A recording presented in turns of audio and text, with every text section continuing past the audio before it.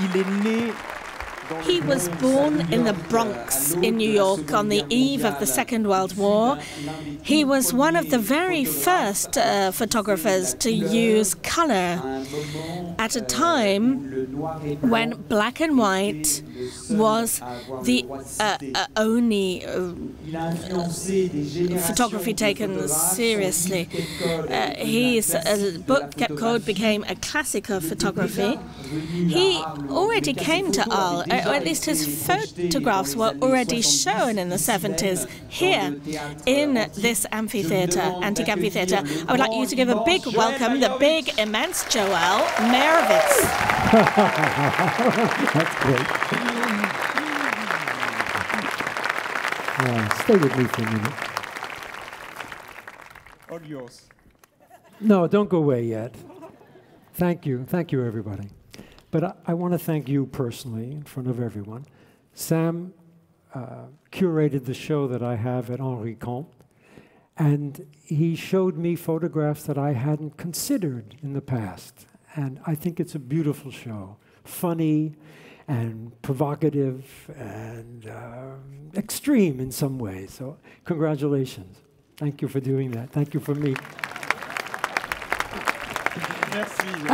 And he puts this all together, and he has an incredible staff of people who work behind the scenes and never get thanked, but they deserve incredible gratitude from all of us, from the participants and from the attendees. They work hard. Right, that's right. Good. Okay. Joel Meyerowitz.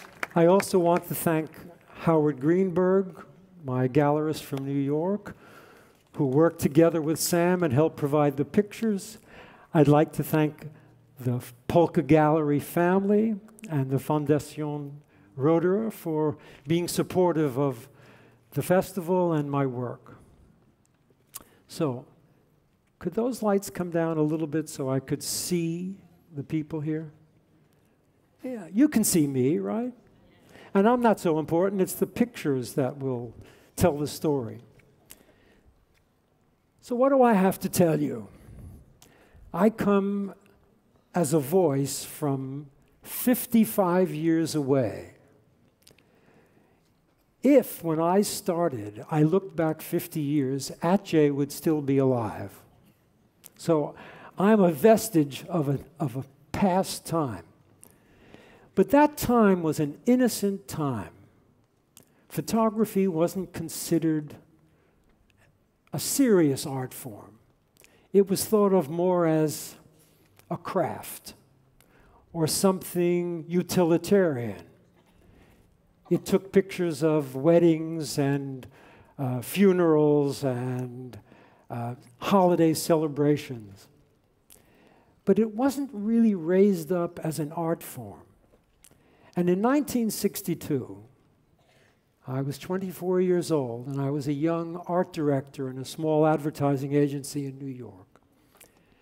And I witnessed someone make photographs for a little project I did. And the way Robert Frank photographed so excited me. I knew nothing about photography and nothing about Robert Frank, but it showed me, or at least that's how I misinterpreted it, it showed me that time and movement were some things that could be stopped by a camera. A frozen moment of perception. Something that you see that is so fleeting and disappearing, but you can hold on to it. You can tear that little piece of time out of the flow of time. And that excited me. I thought, I want to do that. I want to go out in the streets and look at the world and see what is it in the world that speaks to me. Can I find my identity? Because I didn't know who I was. I was a 24-year-old kid from New York. Oh, by the way, I'm going to be speaking in English. Je suis désolé, je ne parle français, excusez-moi. But you can understand English? Yes, okay. Then I'll speak it New York style.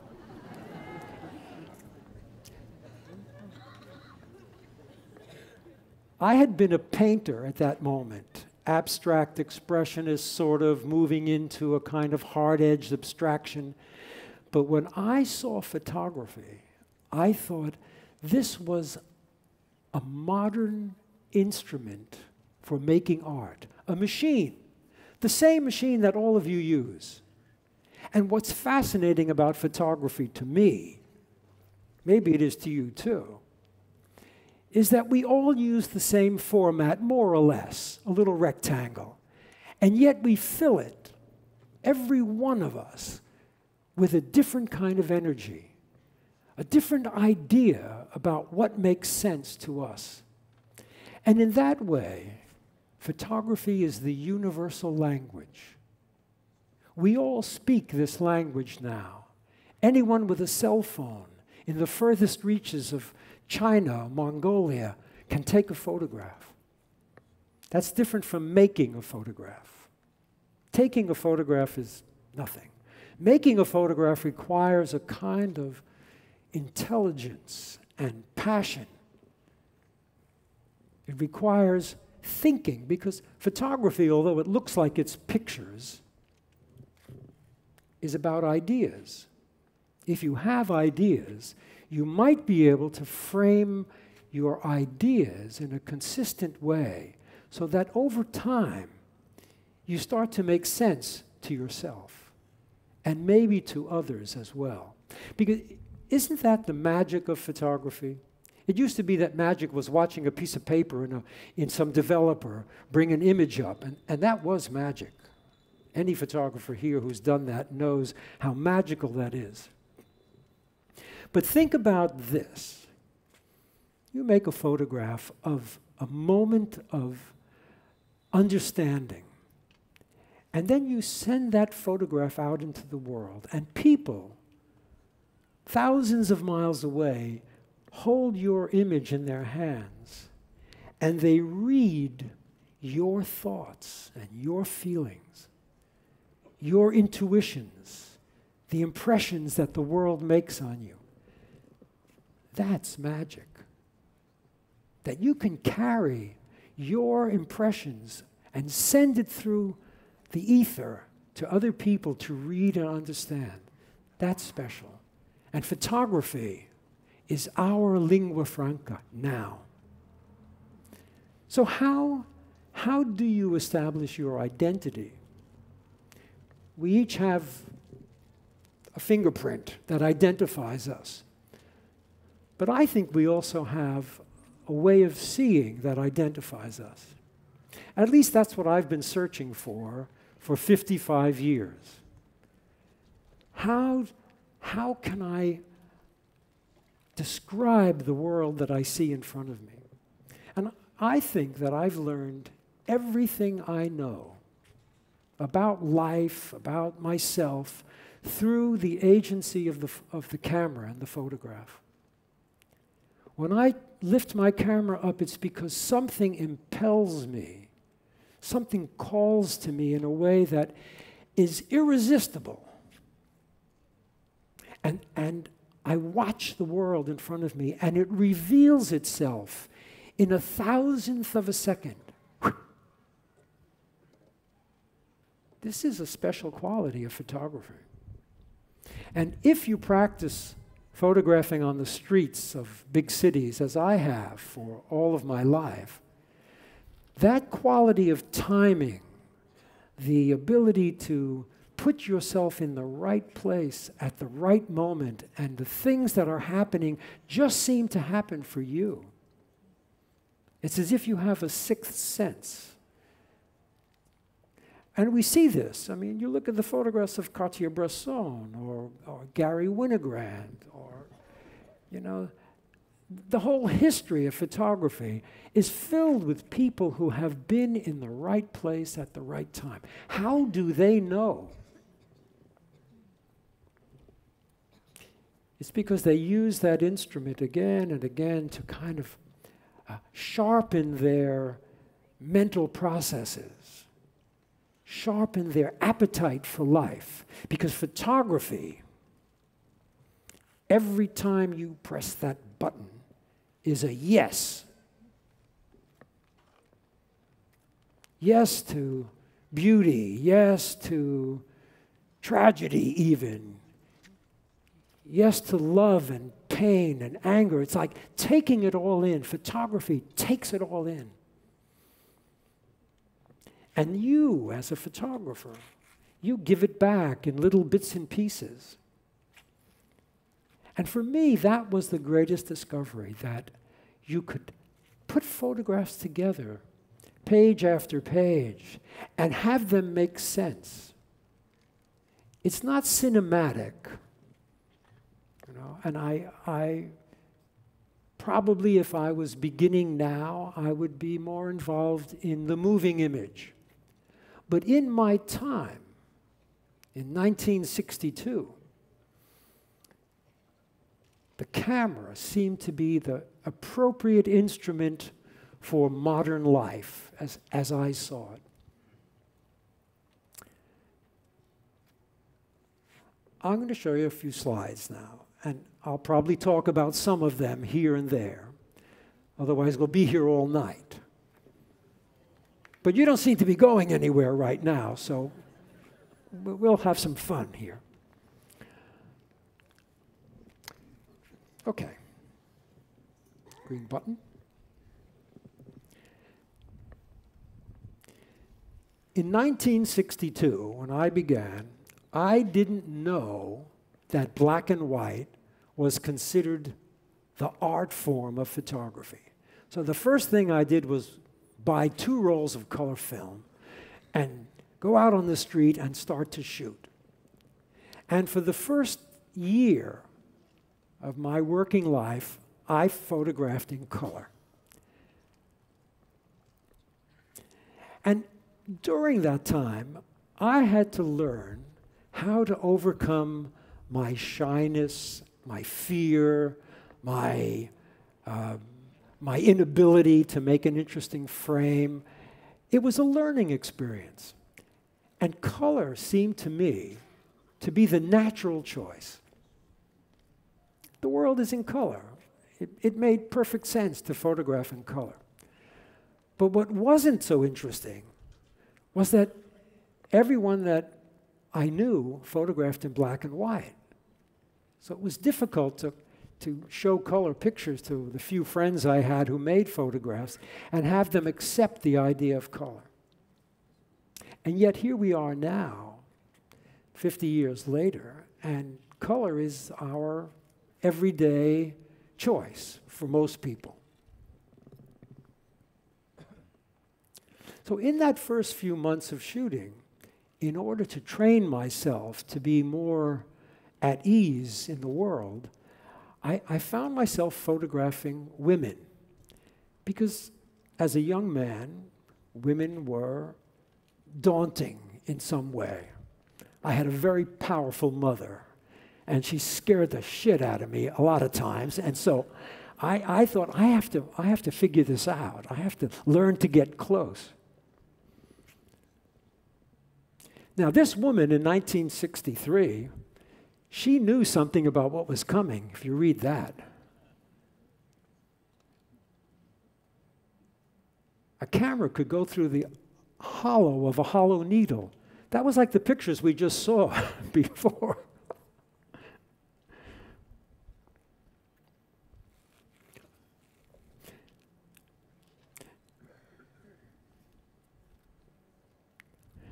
Part of my training in those early years was to go to the parades in New York City, because in the summertime there's a parade usually every week.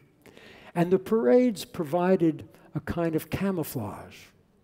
I could disappear into the crowd and learn to get close to people. You know, there's a kind of, you have to find the right distance. You know, how do you know how close to get to somebody without frightening them away? Can you get this close and take a picture without somebody seeing you? It's a trick.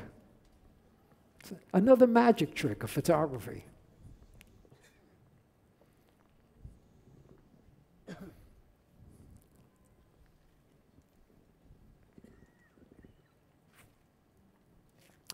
One of the first things that happens in photography, I think, is the idea of the bullseye. You shoot the arrow into the center. And a lot of photographs are made in the beginning by trying to get it in the center, as if by doing that you will get the photograph that you want. But it takes some kind of additional thinking to begin to try to make a picture about things all over the frame. And that's part of growing up with the cameras. You begin to ask questions about the way photographs work. How close you get, how far away, should something be in the center, should it be all over? Where is the emphasis, and what does it tell you? What does it give you back when you've made this photograph? So the process of photography was about pushing the limits so that I wasn't hitting the bullseye all the time. And a photograph like this was an effort for a young man to kind of turn away from the central image and try to spread it out.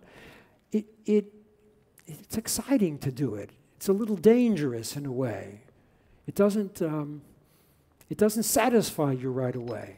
You have to learn to be satisfied. And I think part of growing up as an artist using a camera is you have to push your limits and find out what else satisfies you. Otherwise, you don't grow. You stay at the same plateau for a long time.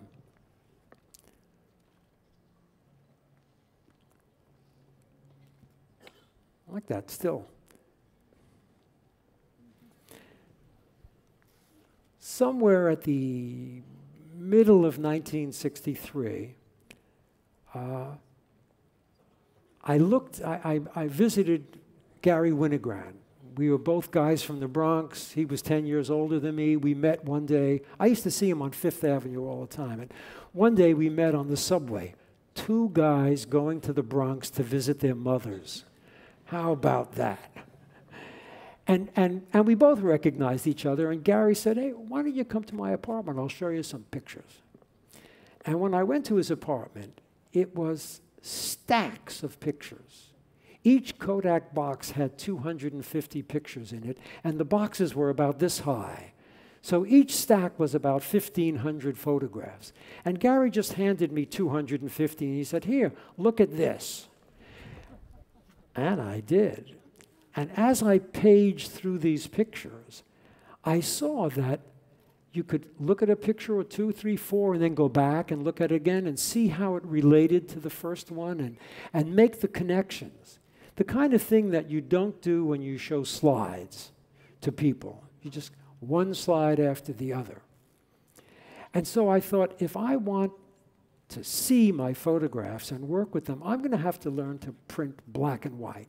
Because at that time, you couldn't print color. It was much too expensive and too inconsistent and impossible to do in your home darkroom. And who had the money to do that anyway? I was out of work. I had quit my job. So I started shooting black and white. And, you know, the world looks funny to me. Or it looks complicated sometimes. And this picture,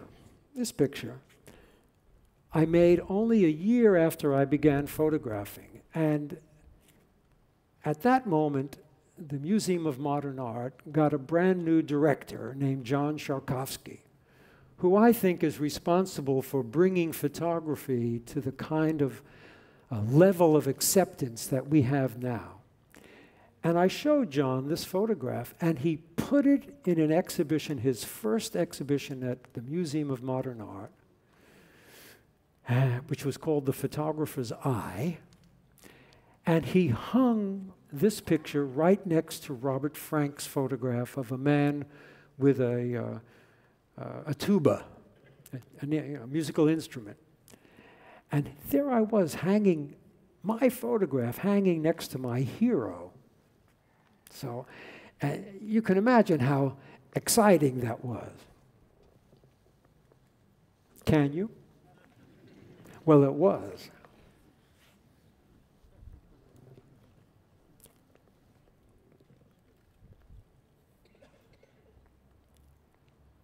One of the things about New York City is that it's so well lit at night that you can actually go down and photograph into places like Times Square at night, so that the day was extended. It wasn't just 7 or 8 hours in daylight, but another 3 or 4 hours at night.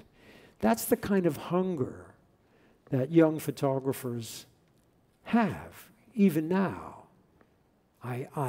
Walking through the streets of Arles, I feel the passion and the commitment that so many photographers from all over the world have. And it's great to be here and to see your work in these venues all over town. This is an amazing festival, and it's a tribute to the power of photography, the still image, to give us such pleasure and satisfy our curiosities and liberate us from our conventions and conceptions.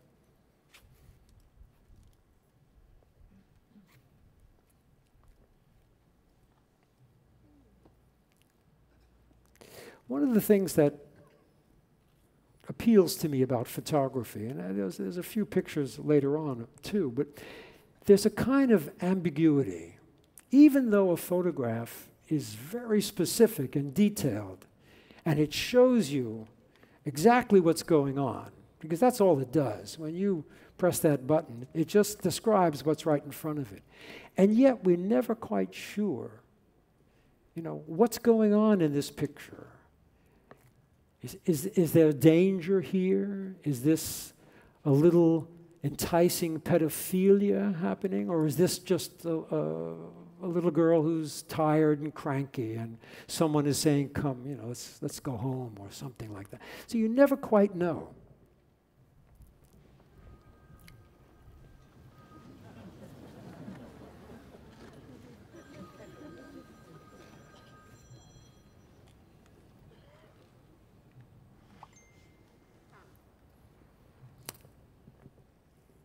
Now, she doesn't have a cell phone or anything in there, so she must be reading a book. Remember the book? We'll say that someday. Remember those things they used to fold like that? They put photographs in them.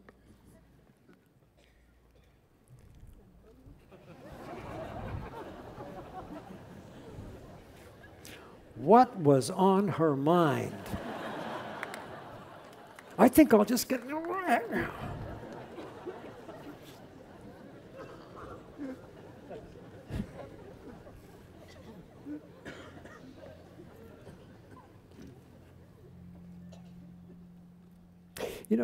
Sometimes there are photographs that are turning points.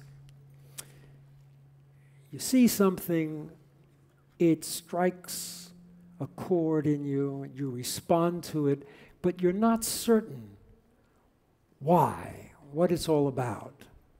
And later on, you see it in the darkroom or on your contact sheet, and it speaks to you more powerfully than anything else.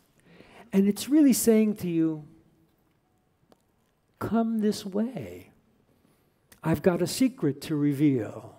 I've got something else to show you. And if you accept the voice of that photograph and follow the instinct that made you make it, you may then develop the next layer of your growth, your intelligence, your visual pursuit of the unknown. It's like entering a mystery when a new photograph comes your way. And I remember I was in Aspen, Colorado. I was traveling around America in 1964. And I was at a friend's house, and I remember waking up, sleeping on a sleeping bag on the floor, and waking up and just standing in the window and looking out and watching the curtain blow back and forth, and watching that band of shadow reveal what was outside. And it was like a poem. It was just blowing back and forth, and I stood there transfixed, couldn't, like that. Sort of stupid looking early in the morning. But I always had the camera right next to me, so I made a photograph of it, thinking that it looked beautiful to me. And part of what is so fascinating about this medium of photography is that each of us identifies what is beautiful to us or meaningful to us. We have a way then of sharing that with everyone else that looks at your photographs. But you have to believe that it is important enough to you to commit to making the photograph, to accepting it as a new form of beauty.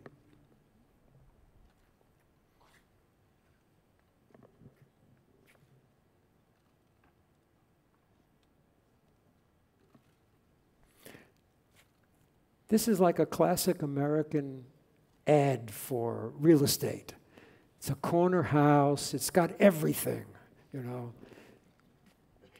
Two-car garage, the fencing around it, and the mother and child are sitting outside, bored to tears, wondering what's going on with their lives. That's what it looked like to me. I have no idea if that was it at all, but it looked like that to me. And so if you can see that and you can say something about it, then maybe that's what the picture communicates.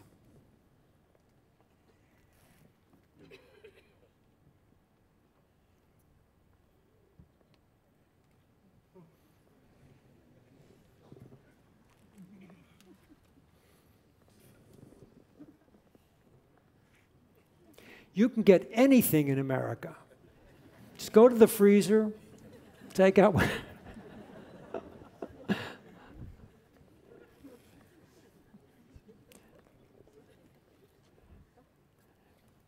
I think you have to have a little sense of humor as a photographer because the world is so crazy. It's always offering up unexpected pleasures, visual pleasures.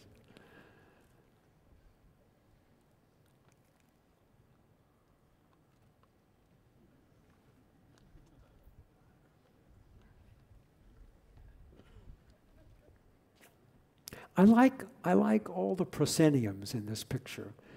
That puppet theater, the arched doorway, the screen, the picture on the screen, even that little circular mirror up there. It was like this little nothing room in a tract house in Jersey offered up a kind of moment of magic.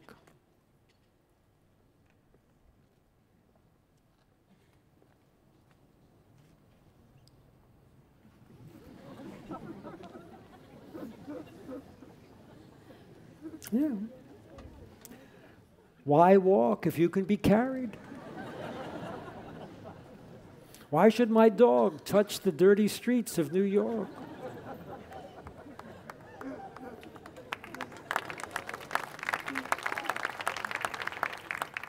Why should anyone in Paris help that person who fell on the ground there?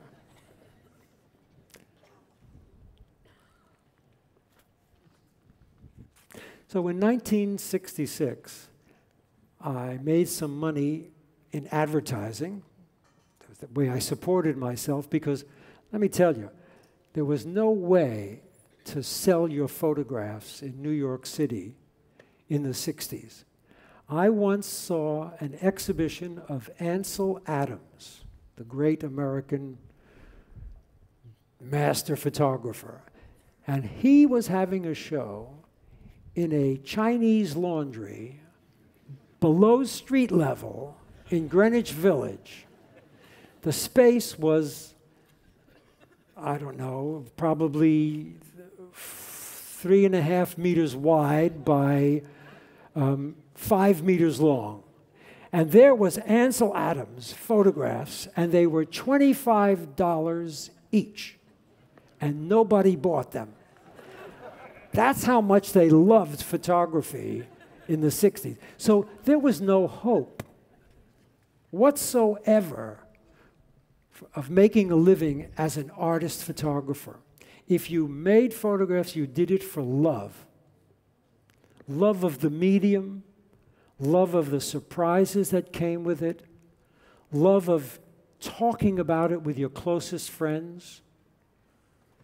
This was a kind of a passion that I think is rare now, because now we have the explosion of photography and the popularity of photography. And back then, there was no competition between photographers. We were all in it for the same reason. We loved the game of seeing. Very special. Because, you know, now everybody comes with the camera and they want that show at the museum or at the gallery, or, you know, they want the big sales at the Basel Art Fair. I mean, it's in our time, and you know, there's no way of turning it back, and I wouldn't turn it back, because I make a living this way. But then it was very hard to sell a photograph. So most of the photographers I knew, Robert Frank, Gary Winogrand, Lee Friedlander, they all made a living in advertising or the record business or fashion, something like that. So I made some money shooting a commercial ad campaign, and I immediately took that money and I went to Europe. I came here for a year. I lived in Spain for 6 months with gypsies. I traveled all over Europe. I shot 600 rolls of film, more or less, more actually, half in color and half in black and white. And some of the best work I did was in France. You know, it was, although this is Spain, but you know, there was something about being here that taught me something. So I owe a lot to that year in Europe.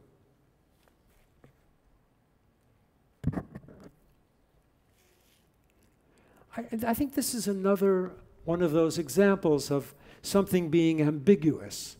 I don't know what's going on here. There's no story or anything. But when I look at it, I have this, you know, a sense that there's something of some power, some meaning to it, and yet there's nothing going on.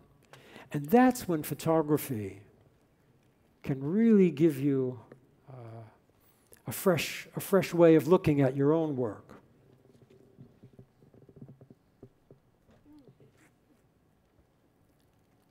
I think you could see in a lot of my photographs that timing, you know, that instantaneous observation of some humorous moment or some moment where things are in transition is a very appealing thing to reach for with a camera. It's like a gut reaction to it. And do that enough, and the world becomes sharper to you. You begin to see more. You can identify things at different levels all at once. We, human beings, have an incredible capacity to see all the way out here. I mean, really, when I look at you and I do this, I can see my fingers wiggling right here. So we can see at almost 180 degrees.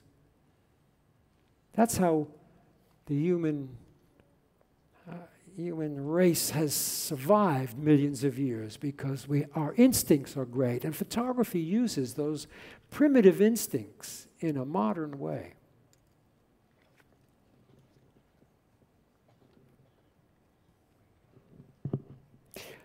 So this is a fairly ordinary postcardy picture, I think, but it meant a lot to me. It's outside of Paris, in Versailles, and you know, a rainy day, nothing going on really, but I felt compelled by the quality of the stage set that this place looked like.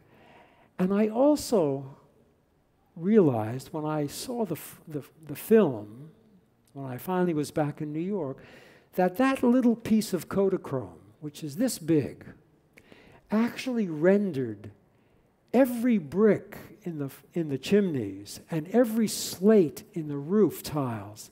And I thought, oh, I want to print large photographs. I want to be able to see everything. I don't want to just make these little prints anymore. And I want to do it in color. And this picture, years later, led me to working with the large format view camera and a big change in my life. So sometimes one photograph puts a key in your mind and just turns it until you hear it all click into place. So I think turning point pictures are important to hold on to.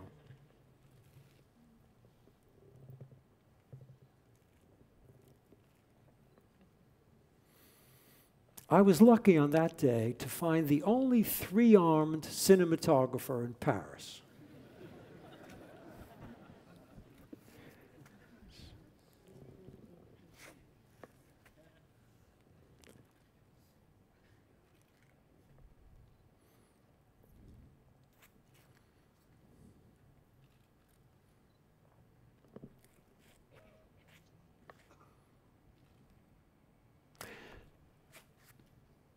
Sometimes the tiniest detail sets you to, seeing in some way. I remember seeing this half man seated at the edge of the sidewalk, and this little boy coming over and pouring water for him to wash his hands. And the thing that I saw was the way the little boy's knees were locked together so that he could be as still as possible when he poured that stream on the man's hands. And I thought it was such an act of respect and care so as not to soil his jacket. And to make a photograph out of the smallest observation is sometimes incredibly rewarding. And for me, this is one of those pictures that every time I see it, I'm reminded of a kind of humanity and dignity that little boy in a Turkish town far from anywhere was able to convey to that man. That's beauty. During my time in Europe, I drove everywhere, and I always carried the camera on my lap, and I photographed while I was driving. One, because it was a challenge, interesting challenge.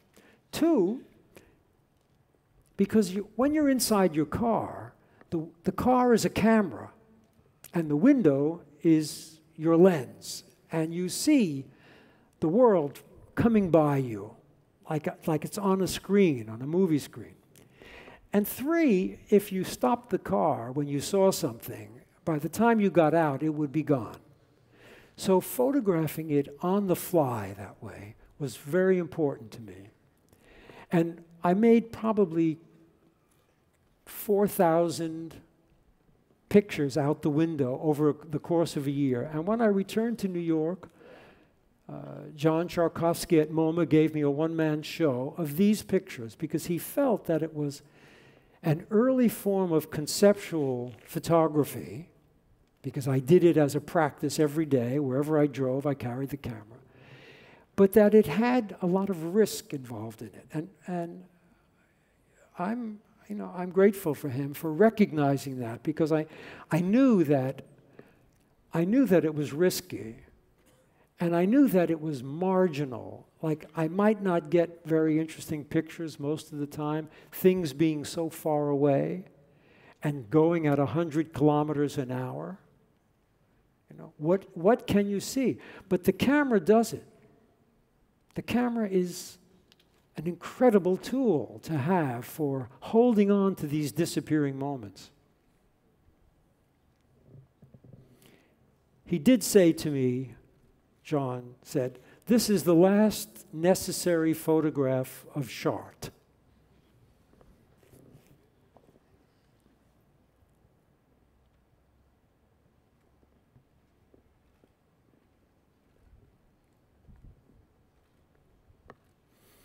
Okay, you ready for a surprise?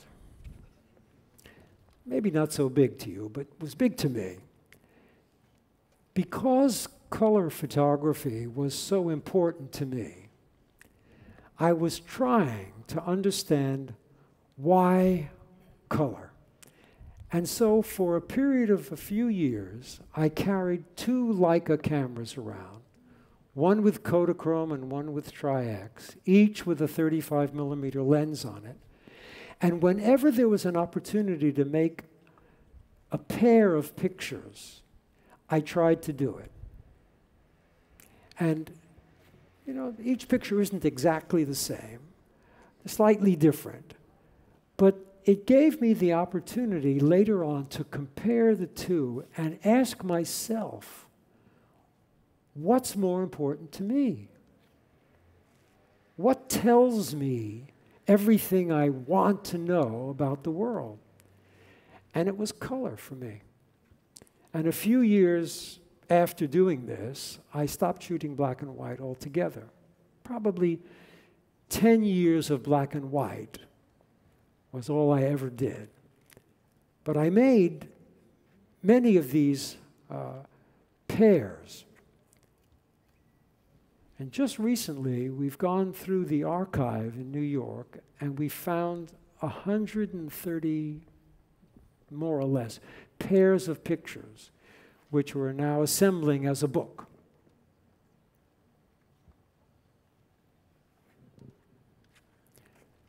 My favorite part is where the ring toss is in the shadow.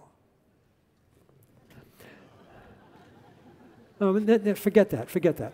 My favorite part is if you look at the underside of the blimp,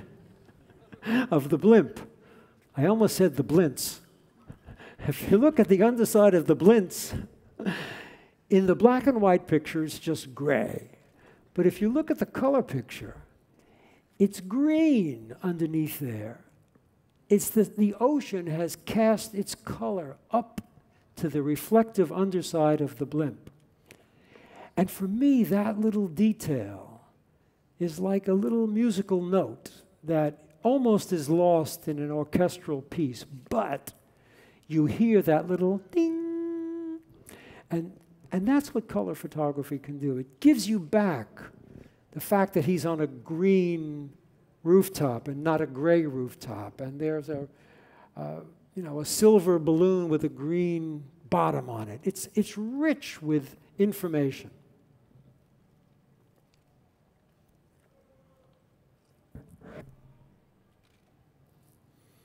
This is the Orangerie in Paris.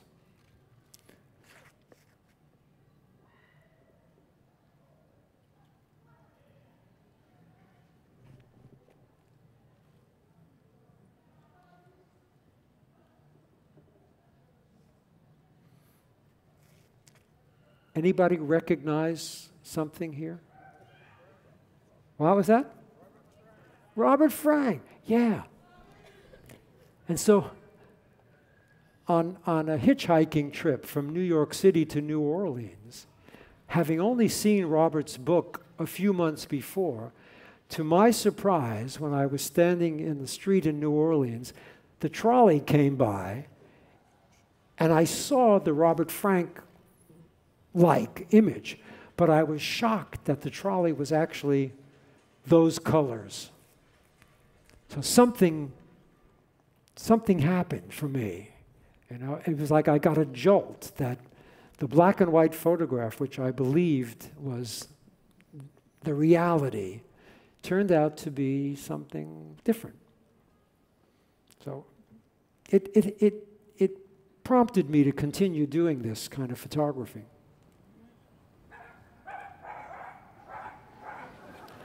I feel the same way. Really. I'm pissed off. I'm ready to go. Take me for a walk, I have to pee. That's what the dog is saying. I could hear him clearly.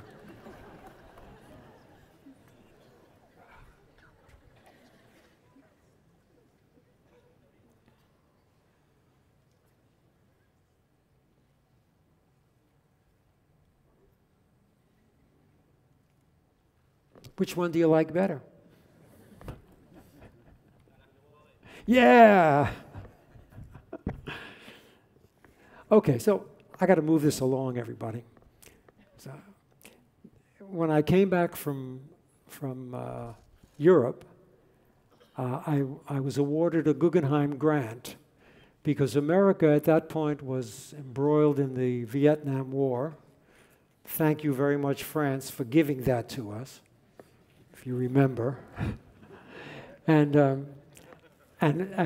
I was awarded the grant to travel around America and look at the way Americans were spending their leisure time.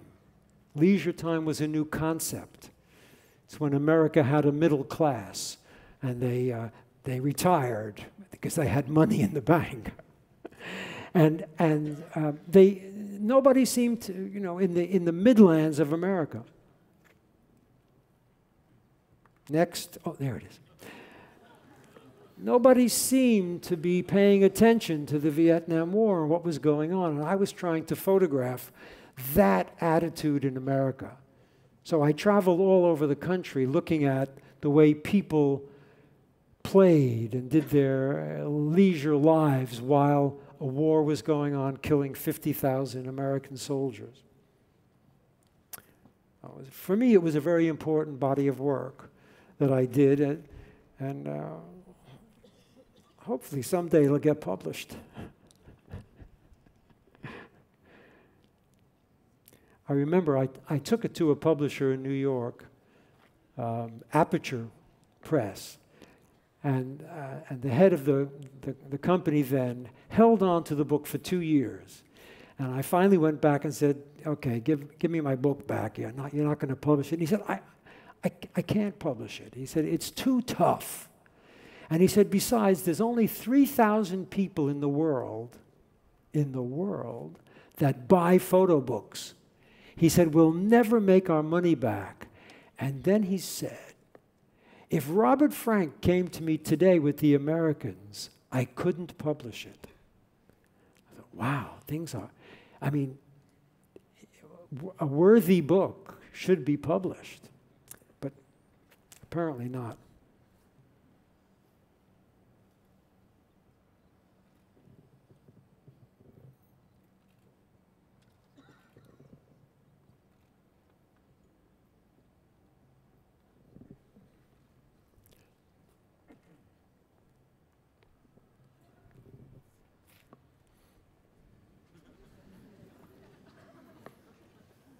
That kid's going to need a therapist. I can promise you.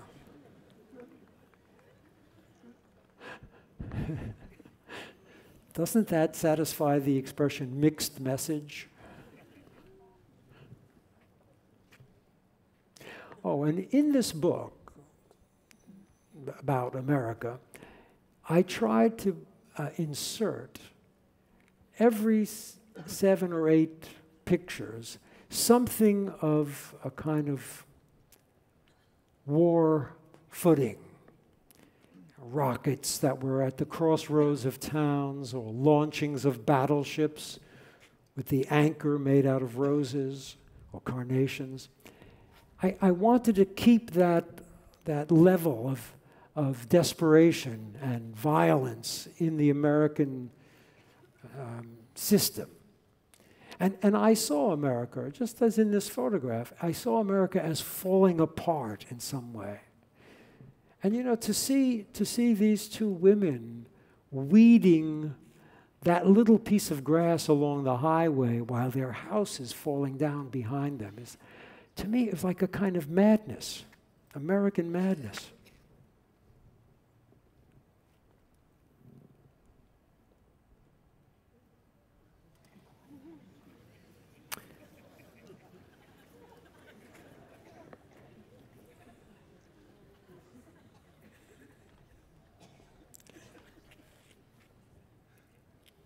Somewhere around 1971 or 2, I decided to try to move away from the captured incident, something like this.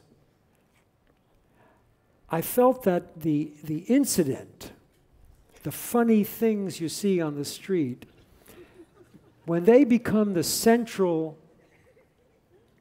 point of the photograph, it's as if you're only telling a joke or a little story. And I wanted to see if it was possible to move away and make pictures about everything in the space, from near to far, all around. I wanted to try to make a more complex photograph, not dependent upon the hook of a funny incident or an interaction. And it's a difficult thing to give up the game, the thing that you've learned how to do for a long time. But when you've mastered something, it's important to let go of it. It's the only way to grow as an artist. So I started to make pictures in which I tried to empty the middle of content. I tried to push things to the side, turning away from things that were too attractive or too seductive. I wanted to see if I could make more complex, convoluted pictures and still make them interesting.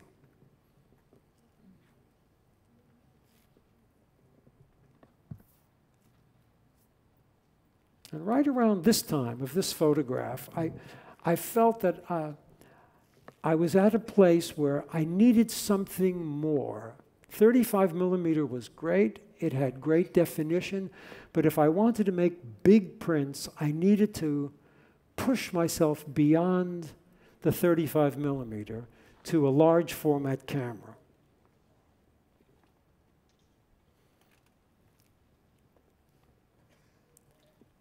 So I went and I bought an 8 by 10 inch, 20 by 25 centimeter view camera and started making pictures that took a different kind of time. They weren't instantaneous pictures like you make on the street. They were about light and space and color and depth, and they were much slower. It was as if I had two languages suddenly. The kind of riffy bebop jazz of the street and the kind of classical tempo of the large format camera. And it was a rich education for me to leave behind, not totally, but for a period, the thing that I learned to do best.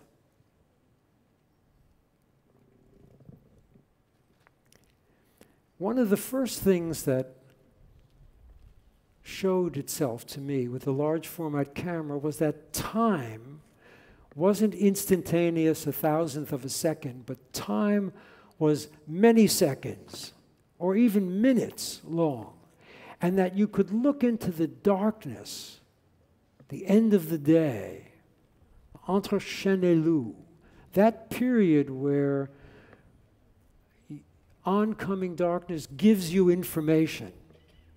And so I started to make pictures that had those qualities in them.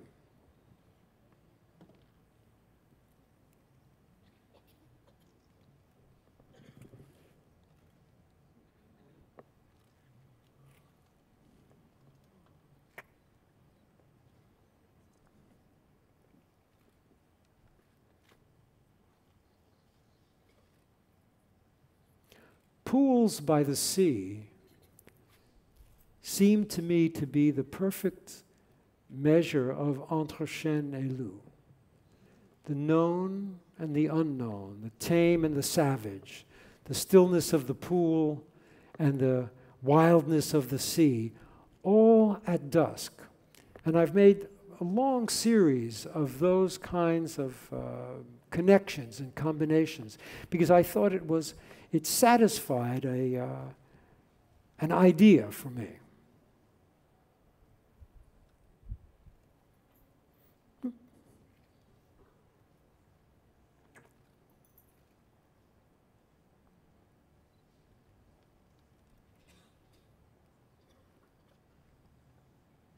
Okay, change. Oh. So these are just some photographs from different commissions I had in St. Louis and in New York and other places where the large format camera was an alternative method for me to see what the world looked like around me.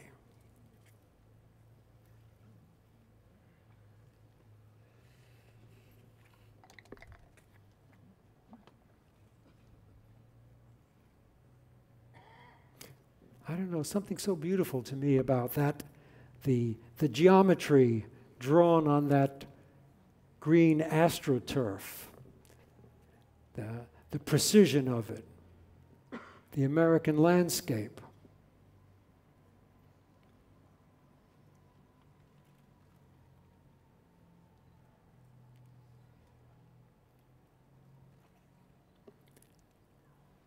I don't know if this has ever happened to any of you.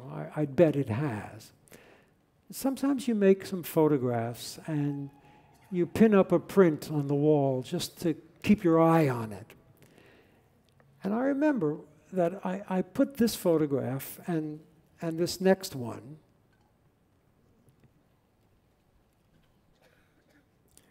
on my studio wall. And during that year, I kept on adding more photographs and taking photographs away, but these two pictures, these two portraits stayed. And I realized that something had happened, that I had never really made portraits before. Pictures on the street had people in it, for sure, but they weren't necessarily a portrait in which you went to somebody and you said, I need you, I want to photograph you.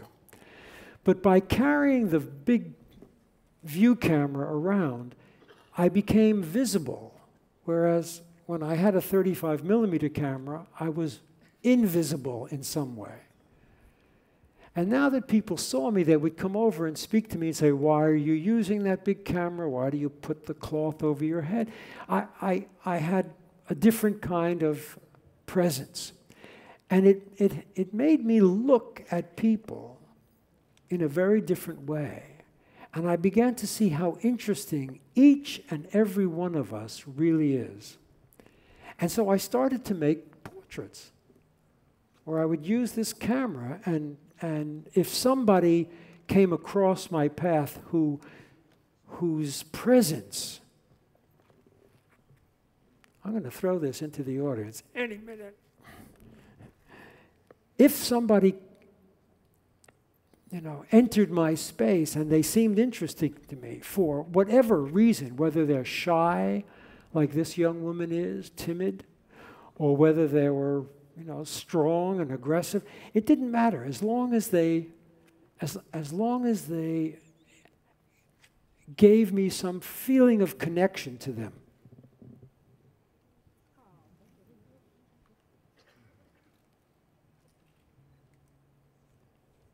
We've seen her all over Arles, haven't we?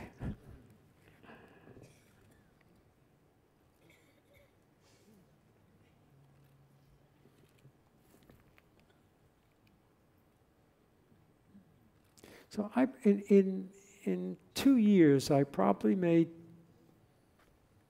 almost 1,500 portraits of total strangers, one photograph each. People whose lives seemed to be interesting enough for me to want to enter the space and to talk to them and to find out something about them.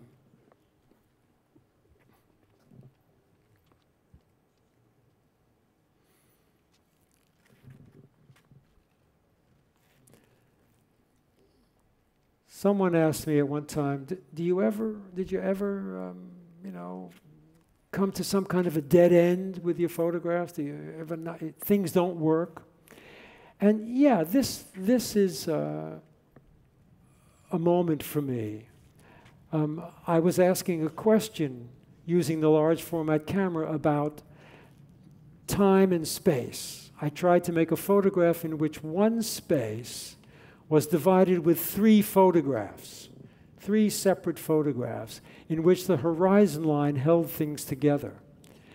And I made this series, but it felt that I had to be a director in order to make the photographs. And I had spent my whole life on the streets taking photographs of things that were out of my control. And I wasn't sure that I could make photographs that had any meaning if I directed them. I don't think I was like a Hollywood director who could create these kinds of tableaux vivants or mise en scène in some way. So I made a year's worth of these pictures, complicated, kind of funny things, and then at some point I just turned away and I thought, it's a cul-de-sac. It's not for me. And of course now, at this point in photographic time, lots of people make these kinds of assembled photographs in which fiction or narrative is part of the game.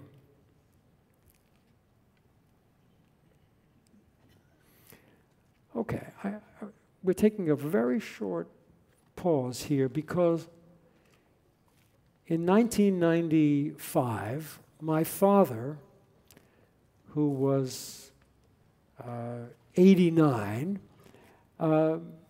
developed Alzheimer's. And he began to wander and get lost and couldn't find his keys or anything. And when I understood that, I thought there are millions of people with Alzheimer's, and I wanted to see if I could do something about it. So I took him on a road trip with my son. So there were 3 generations of my family, each 30 years apart. And we traveled from Florida back to New York City. And I made a movie which has been seen by more than 40 million people. It showed in France and Germany and Italy and in all the festivals in America and MoMA. But we decided to put 3 minutes. Can you hang in for 3 minutes?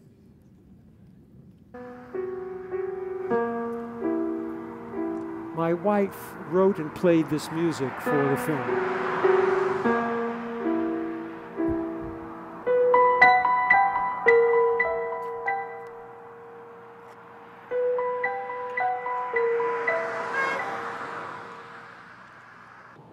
Pop, Yes, I want to ask you a few questions about the family.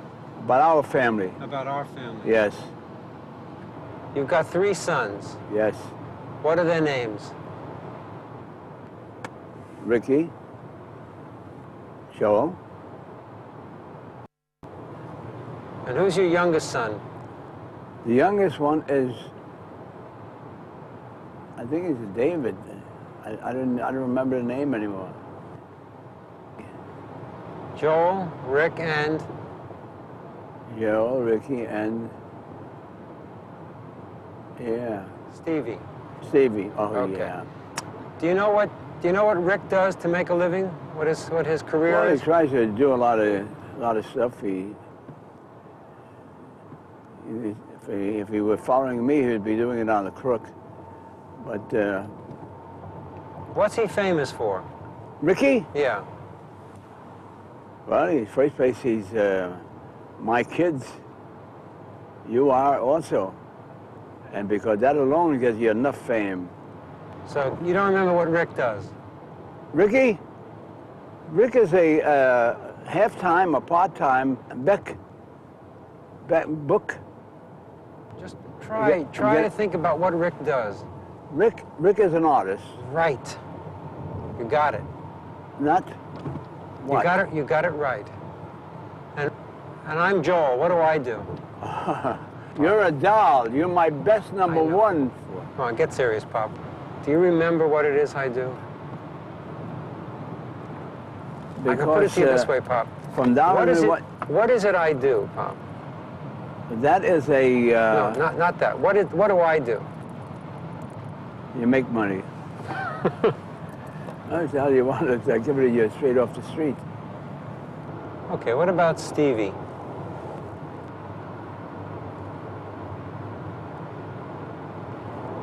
I don't know. Does it bother you that you can't remember your kids' names sometimes and you can't remember what they do? Well, I tell you, yeah. I see them. Hello. Goodbye.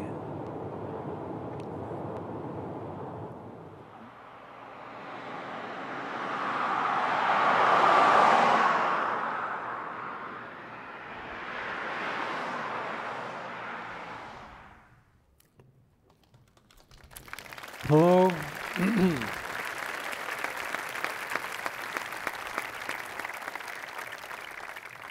He was a great character, and there were moments of wisdom out of this man whose memory was really going.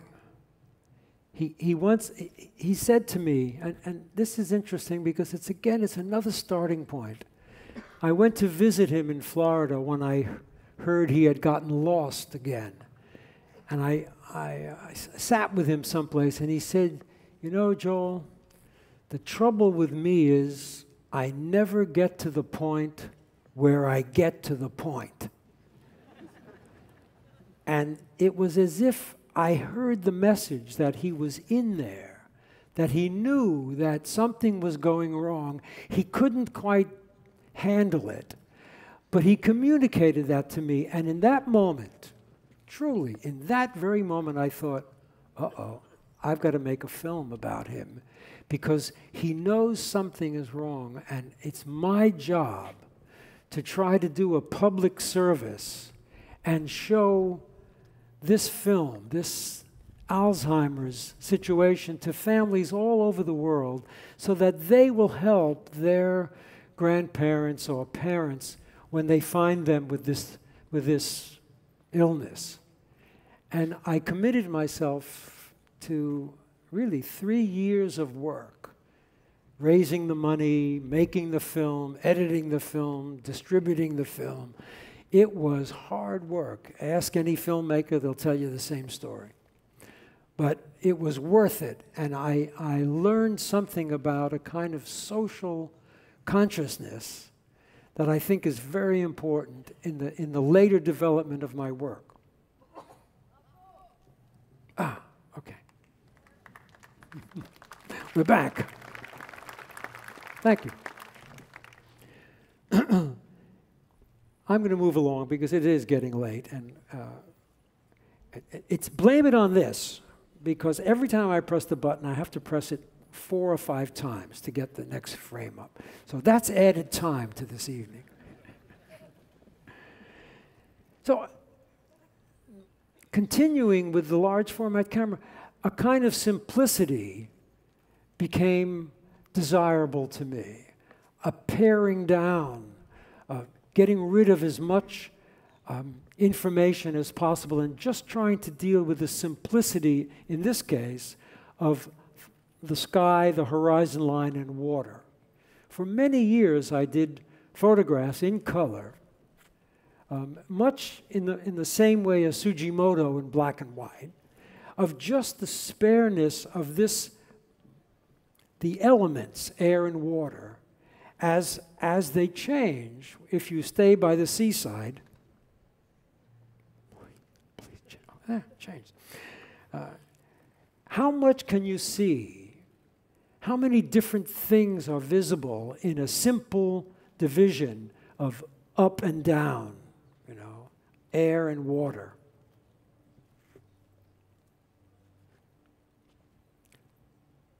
During the same time, I had a studio in Midtown Manhattan, and I was photographing a series looking south from my windows. This was the view from my windows.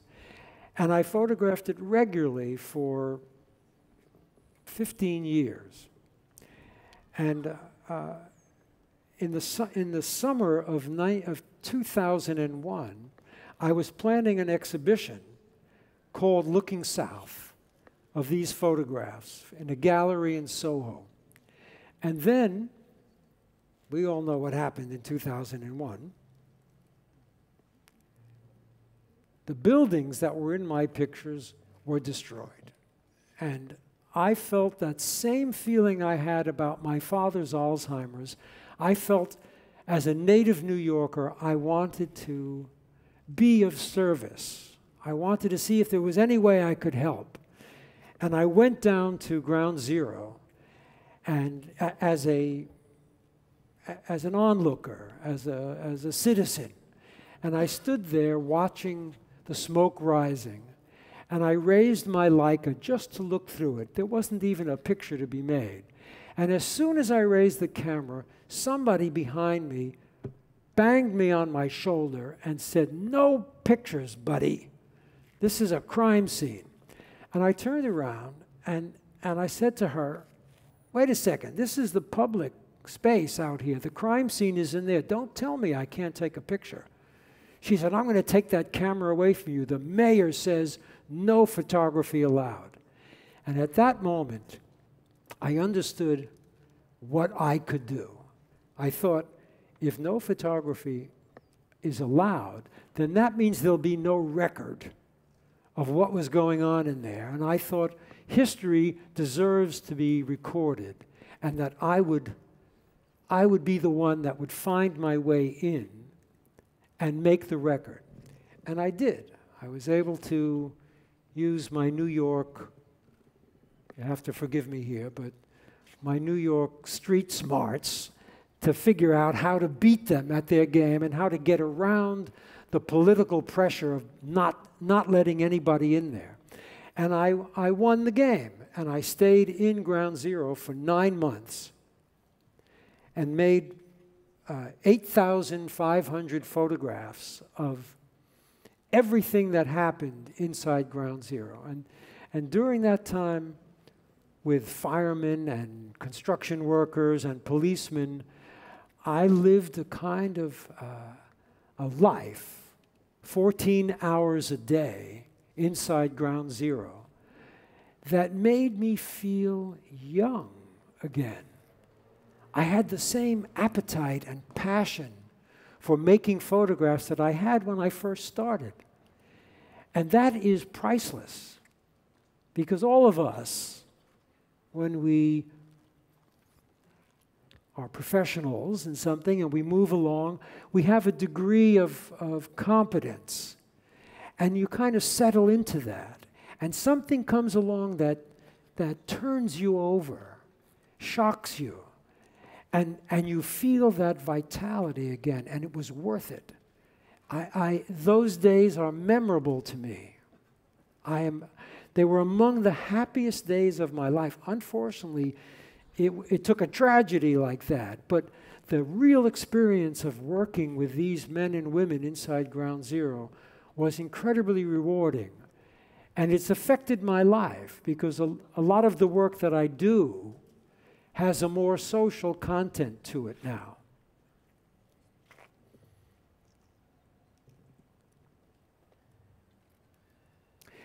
I think it's when I finish this, if the button works, I'll end here in a moment. One of the things that I saw in Ground Zero was that every day at the end of the workday, they would put all the rubble on a big field, more than 100 meters long, and then they would rake through the rubble looking for bones or teeth or something that would give them a DNA clue as to who that dead person was. And one day I saw a fireman raking away, and I went over to him and I said, "You do this every day?" And he said, "Yeah, we're looking for fellow firemen. We're looking for the other victims." He said, "Look, we're gardeners," he said, "in the garden of the dead." And I thought, wow, what a thing to say, that he saw himself doing that. And I was so moved by this ordinary pile of dirt. And it went in some way. I thought, wow, that's amazing that I wanted to take a picture of something as dumb as that. Now, at the very same time as 9/11 happened, my wife and I had been given a commission to do a book on Tuscany. And I spent the advance from the publisher inside Ground Zero. And finally he said, "Yeah, you got to go do your Tuscan stuff." And in January, the site was quiet for a few weeks, and I flew to Tuscany. And one of the first things I saw in the winter in Tuscany was this field that had been turned over, and frost was on the earth. And I felt, don't forget, it was a time when terrorism was now becoming our familiar part of everyday life for us. And I felt that in Italy and in the countryside, here in France too, that the people who work the land had a kind of positive attitude, a sense of the goodness of it, that the continuity of life would go on. And I thought, let's make a book about Tuscany, but let's try to find all of the beauty that comes from a fearlessness, not about terrorism, but about the good that the world has in it in its consistent way. And this idea of just photographing dirt led me to thinking about the elements and photographing air or water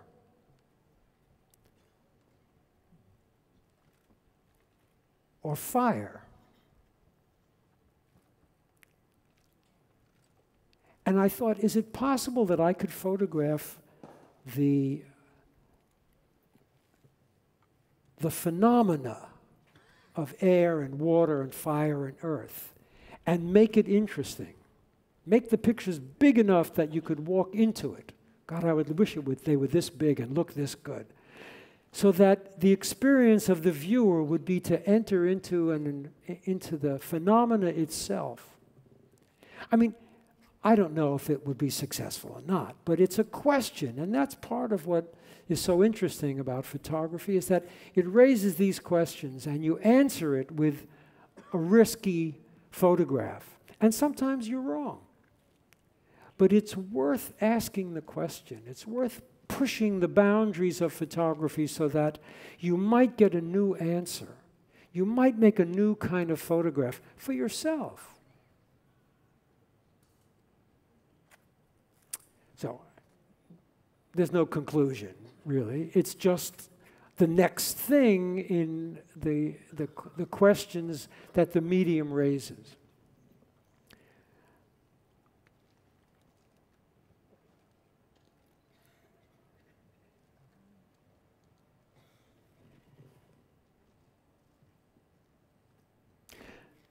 While I was thinking about this question, are you okay? Can I continue, or should I? You're all right? You're not too cold? I'll come around with my jacket and I'll hold you. Because I have like 3 minutes left. You can hang in for that? Okay, that's great. What? Even 5? Okay, I'm yours. While I was thinking about this idea of the elements, I was going to have a show in Cologne, and I decided I wanted to make a video about the elements. And I went to an Olympic diving pool in Florida because I wanted to watch the divers enter the water. I don't know why. I just wanted to. Sometimes you do that. And what happened? How do I go back? Oh, look at it, it's magic. Just say the word, it goes right back.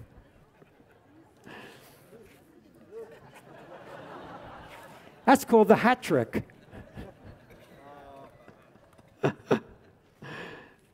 Anyway, I was watching the divers enter the water, and every time they came in, they brought in an enormous volume of air.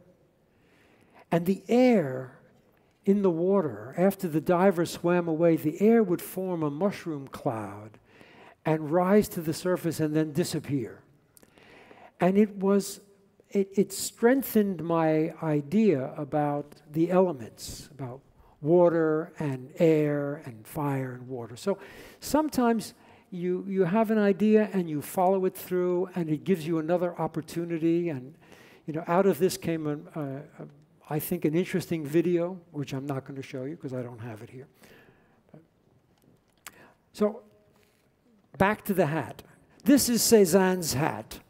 Not far away in Aix-en-Provence, you will see this hat sitting on a shelf in Cezanne's studio. And while I was doing a work on Provence a few years ago, I went to the studio and I was so moved by the fact that he had painted the walls a gray, a dark gray, that I wondered what was it in his mind that he needed in his painting that caused him to paint the walls a gray. And so as a way of observing that, I asked them if I could take all of his objects and put them on a table and photograph them against the gray wall. It was like an act of homage. I wanted to understand more about his thinking. And so I made 80 or 85 objects, and some of them I've made in giant prints, 3 meters high, in this kind of a grid, just so that they could be studied and reflected upon. And for some reason, that pushed me another step further to if I could just click at this, to go to see the work of Morandi, another painter who I admired. And I'm living in Italy now, and Bologna is not far from where I live, so I went up to see Morandi's studio and to look at his objects too. And I found myself becoming interested in the still life.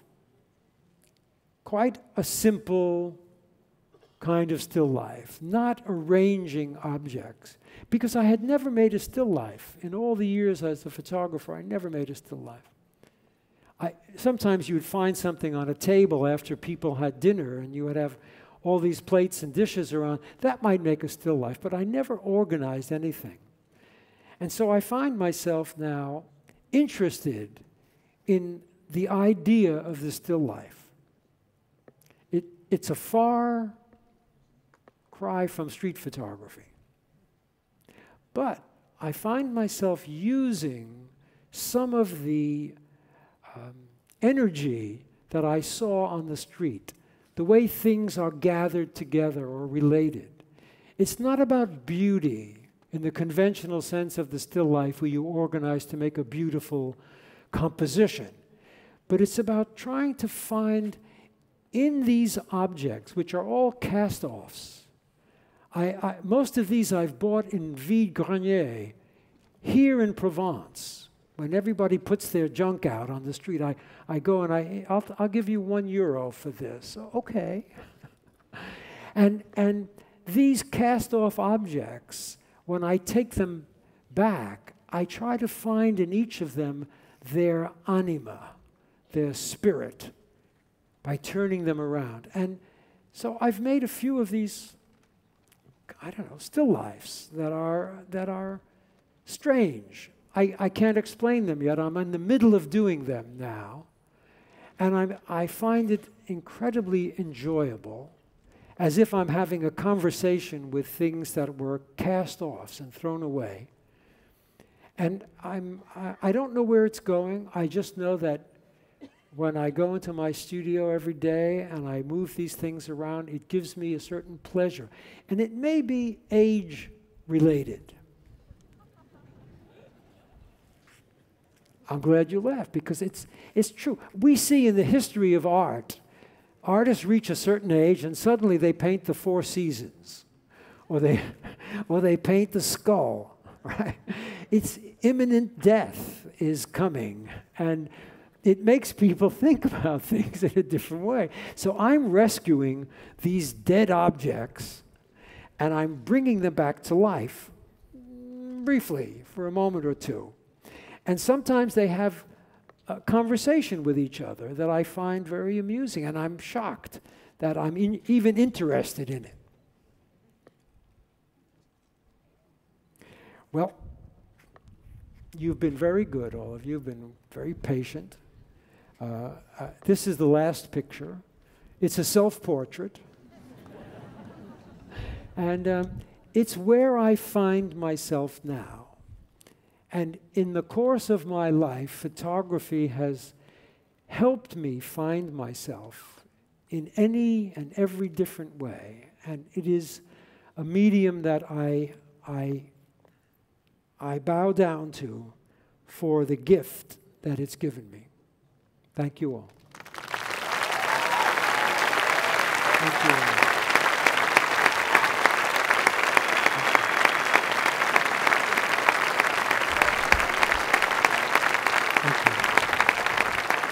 Mesdames et messieurs, un triomphe à Joël Meyerowitz. Ladies and gentlemen, a big round of applause for Joël Meyerowitz. Thank you, everybody. Thank you. I know it got late.